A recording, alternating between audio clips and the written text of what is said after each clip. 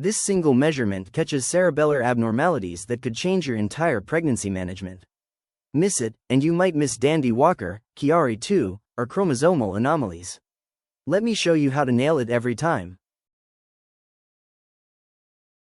Hey everyone, earlier we dropped a video on Chiari II malformation.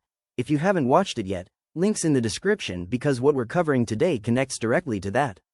We talked about the banana sign and cerebellar compression, but I got a ton of questions asking, how do we actually measure the cerebellum properly?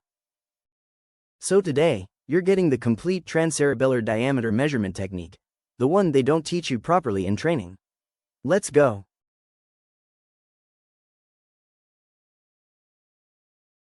Before we measure anything, you need to understand what you're looking at. The cerebellum sits in the posterior fossa, that's the space at the back of the skull, bounded by the tentorium above and the foramen magnum below. You've got two cerebellar hemispheres connected by the vermis in the middle. On ultrasound, this should look like a dumbbell or a butterfly. If it doesn't, that's your first red flag.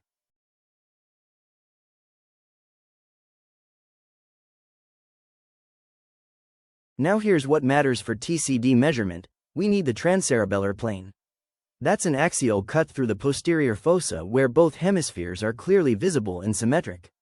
You should also see the thalami anteriorly and the cavum septum pellucidum. Think of it like this: you're slicing horizontally through the back of the fetal head at the level where the cerebellum is widest. Get this plane right, and everything else falls into place. Get it wrong, and your measurement is useless.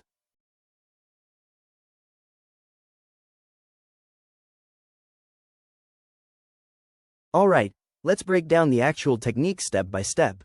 First, patient positioning, supine position, transabdominal approach, nothing fancy here. Probe placement. You're going transverse or axial through the posterior fossa. Your landmarks are the thalami and cavum septum pellucidum visible anteriorly. If you can't see those, you're not in the right plane.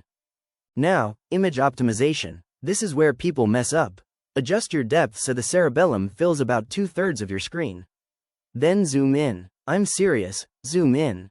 You need to see those cerebellar hemispheres clearly. Here's the critical part.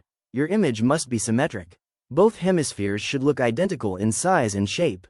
If one looks bigger or the midline is off-center, adjust your probe angle until it's perfect. This is non-negotiable.